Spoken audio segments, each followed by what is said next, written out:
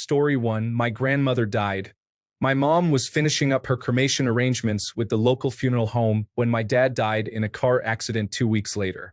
My mom called up the funeral home, and her grief-stricken, sick sense of humor forced her to ask if they had any 2-for-1 deals on cremation services. Story 2.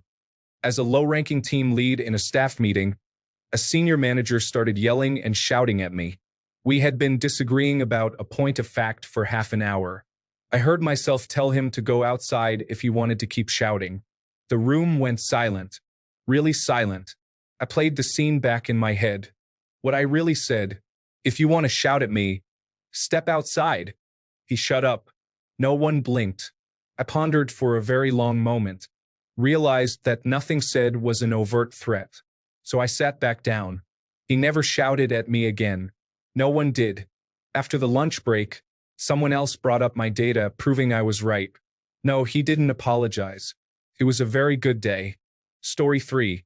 Maybe not that serious, but as I was getting rung up by a cashier and he handed me my receipt, my brain couldn't decide between thanks homie and thanks bro, so my mouth went thanks homo. Story 4. I vomited on a patient we were transporting in the ambulance, who was experiencing cardiac issues. Fortunately, he thought it was hilarious. As my crew took him in and I started cleaning, wishing I could melt through the floor, someone opened the ambulance door. I just heard you puked on a patient. It was one of the emergency room doctors. I wished I could melt through the floor even more dearly as he went on to tell me that he'd done the same thing as a resident, but never met anyone else who'd managed that. As it would turn out, I was severely ill with a disease that has vomiting with no prior warning as one of its symptoms. It would be months before that got figured out, though, and didn't make me feel any better about this call. Story 5. Well, moments ago I just told a World War II veteran that I used to see a lot more of you all earlier in my career in reference to them dying off, so there's that. I'm really bad at small talk. Story 6. I went for a bike ride in my neighborhood at about 12 at night a month ago. It was pitch black other than streetlights every 5 or 6 houses. I was kind of just zoning out, enjoying the fresh air, when something moved out of the corner of my eye. I turned my head to look, and I immediately assumed it was some kind of monster. I had just finished a horror movie. So I let out an extremely loud, blood-curdling scream in the middle of the night in a silent suburban neighborhood. The thing, which turned out to be a blonde soccer mom, screamed back at me with pretty good reason. I zipped past her on my bike, yelling, "Oh my God, I'm so sorry," over and over again until I got off the street. I haven't gone on a nighttime bike ride since then. Story 7. I was young, and my mother pulled us kids aside to say, "Your grandmother just had a round of chemotherapy and lost all her hair. She'll be wearing a wig. So please do not make any comments about her hair. I have trouble connecting thoughts together." Forgetting everything I was just told, she walked in the door, and I immediately said, "Hi. Wow, you got a haircut. It looks great." Story 8. At my friend's dad's funeral, the theme was florals. I showed up wearing black. That isn't the bad part, though. The bad part was when I was talking with a few other people and saw another girl wearing black, and I said, word for word, "Oh, we're wearing black. We're the black people. We are both white." I think about that every day. Story 9. I was in a finance-related meeting with my director and chief executive officer. I suddenly had one of those sneezes that come out of nowhere with no warning. I didn't have time to cover my mouth, and to make matters worse, I shot out mucus right onto my chief executive officer's blouse. I wanted to die, but my chief executive officer, cool as a cucumber, took a tissue and gave it to me while grabbing another and wiping the mucus off. She smiled at me and said, "You don't raise 2 kids without becoming desensitized to that stuff," and continued like nothing happened. My director, on the other hand, started tearing up, and his temple vein was bulging. I could tell he was trying so hard not to burst out laughing. Story 10. An old couple was pushing around an obviously upset baby. I said that she probably misses her mom. They then informed me that her parents died in a car accident a couple of days ago. Story 11. In a customer's house repairing his dishwasher. Customer. I don't even use the dishwasher much since I lost my wife. Me. Have you gone out to look for her? Sorry. Oh no, I'm an idiot. It just slipped. Story 12. My stepmother's dad passed away, and everyone took turns giving a speech. I was nervous because I only knew him for 2 years, and he had Alzheimer's, so he was different every time I saw him. I had no connection to him. I was skipped for the speech, and my sister asked if I had something to say. I said no, and I was relieved because I didn't want to fake a speech. I got in so much trouble. Story 13. When I was about 6, my friend's dad, who lived in the same apartment complex as I did, committed suicide. I used to go over to their place a lot and play on their Xbox since I didn't own one. I was pretty obsessed with it. The day it happened, his family used my bedroom to tell him what had happened. I wasn't given the full details, so to comfort him, I went up to him and said, "At least you get the Xbox now." I was such a stupid 6-year-old. Story 14. I was getting a Zoom call back when COVID-19 was happening to get into the schooling program for electrical work.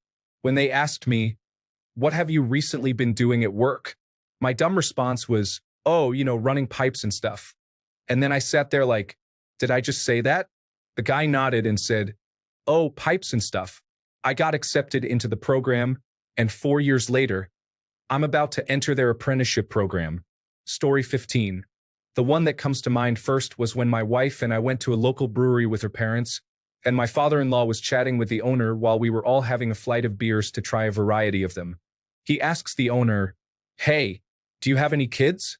The owner responds, "No kids," gestures to the beers in front of us, and says, "These are my kids." And without skipping a beat, I said, "Your kids are delicious." Story 16.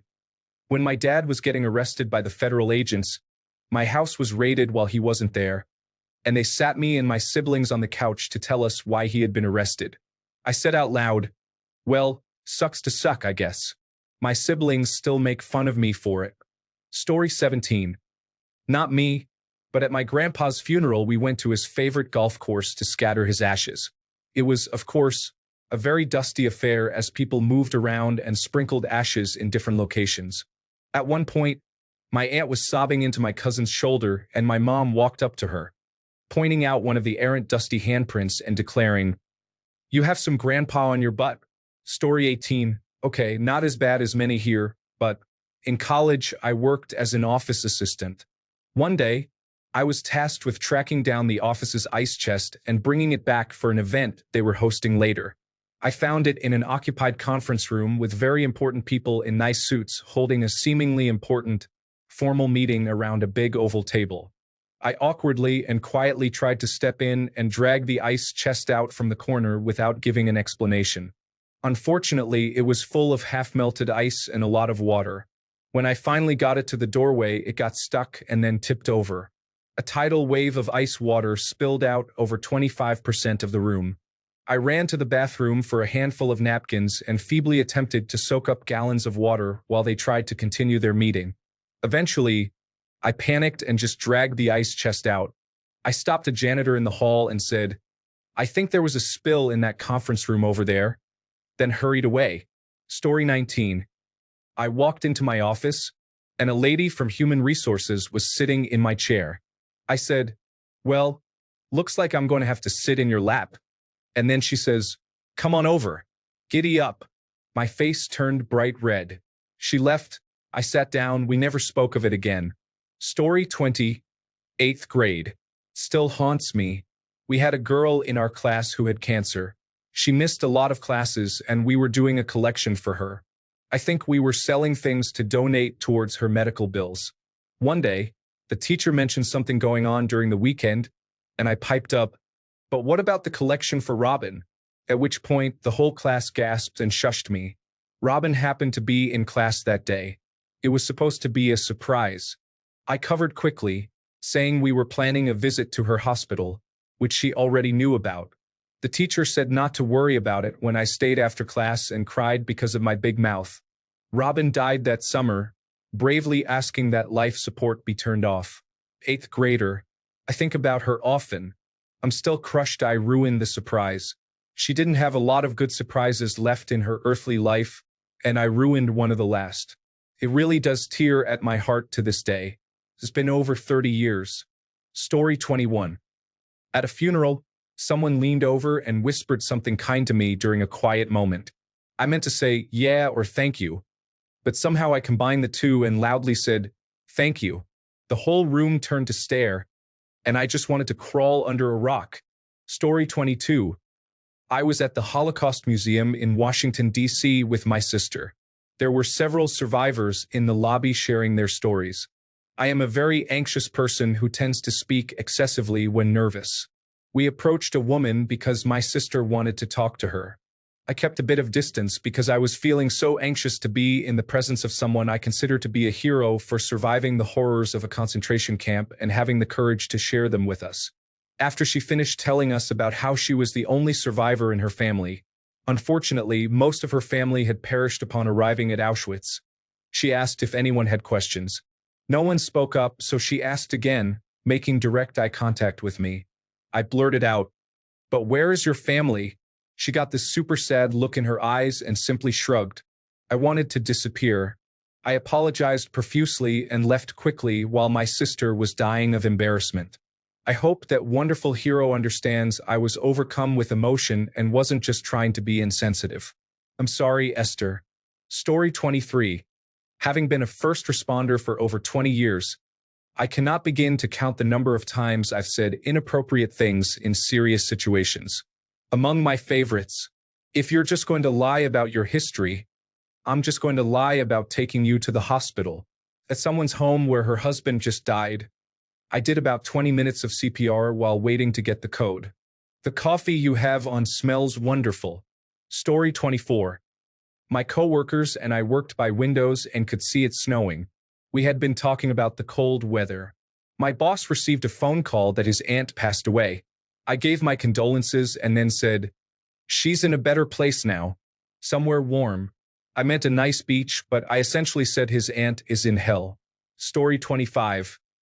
Not really a serious situation, but I was in a hotel using the elevator. I had previously been watching some content and opened up Safari as soon as the elevator door closed. The dead silence of the elevator was broken by extremely loud moaning. I couldn't run out of there fast enough when the door opened. Most awkward 20 seconds of my life, I think. Story 26. As a kid, I would always laugh uncontrollably in serious situations. I remember at daycare, I once got in trouble for doing something and was sent to the office to wait for my mom to come and pick me up. The manager was scolding me, and I just burst out laughing, looking at her face all mean and angry. This happened at another daycare as well, and the manager got mad at my laughing and grabbed my face firmly in her hand to force me to look her in the eyes. Another time, our preacher randomly showed up during dinner to meet with his congregation on a personal level and say a prayer for the families he met. He sat on the couch, my mom on the other, and I sat in the chair across the room. He started his prayer.